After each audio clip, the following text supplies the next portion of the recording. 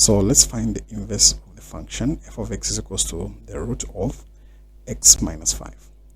So the first thing we're going to do is we're going to let f of x be x and replace x with y. So if I replace f of x with x, it will look like this. We'll say x is equals to the square root of y minus 5. After you do that, make y the subject of the formula. So to make y the subject of the formula, I will need to square both sides to get rid of the square root. So once I square both sides, this square root cancels the square, and that leaves me with x squared is equals to y minus 5. Remember, like I said, our job now is to make y the subject of the formula. So this means that we have x squared plus 5 is equals to y.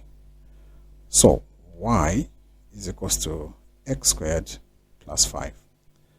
So in your final expression, replace y with the inverse of x, and this is equals to x squared plus 5.